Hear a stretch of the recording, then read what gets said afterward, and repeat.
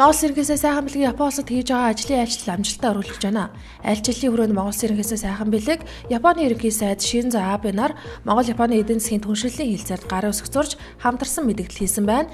Хилцээрийг хоёр тал хамтран байгуулснаар худалдаа хөрөнгө оруулалт үйлчилгээ, бараа бүтээгдэхүүний урсгал цаашдаа иргэд хоорондын харилцан солилцоог нэмэгдүүлэхээс гадна Монгол улсыг бүс нутаг болон дэлхийн зах зээлтэй холбоход чухал ач холбогдолтой гэж ерөнхий сайд онцлсан байна. Улсын хурлын нийгмийн бодлого боловсрол соёл шинжилгээ ухааны байнгын хорооны өчигдрийн хуралдаанаар хоёр асуудал хэлцгээр төлөвлөлөөд байсан байна. Гэсэн ч хуралдааны ихэнд улсын хурлын гишүүн Хүн амын хөгжил нийгмийн хамгааллын сайд Эрдэнэ Монгол Улсын төрөөс Хүн амын хөгжлийн талаар баримтлах цогц бодлого батлах тухай улсын хурлын тогтоолын төслийг дахин сайдаар нягтлан үзэх шаардлагатай байгаа учраас анхны хэлцүүлгийн шатанд татаж авах саналтай байгаагаа илэрхийлж байнгын хорооны өчигдрийн хилцэх асуудлын дарааллаас халсан байна.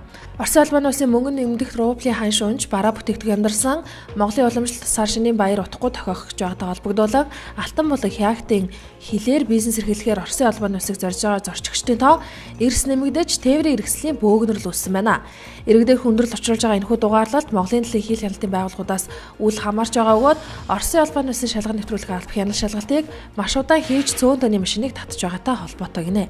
Эмийн салбарт ил тод байдлыг бий болгох эвсэл байгуулах тухай асуудлыг салбарын өчигдөр хэлэлцлээ. Хуралд эрүүл мэндийн яам төрийн болон төрийн бас байгууллагууд олон улсын байгууллага, эмийн худалдаа авалтын газар, шударга станы хэрэглэгчийн төлөө газар зэрэг байгууллагууд оролцож эвсэл байгуулах хямд чанартай эмээр иргэдийг хангах асуудлыг хүндээ ярилцсан байна.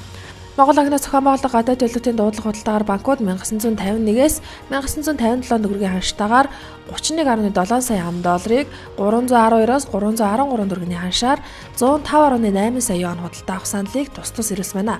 Харин Монгол анги өчигдөр 1957 төгрөгийн ханшаар 6 сая $, 312 төгрөгийн ханшаар 51.5 сая вон худалдаа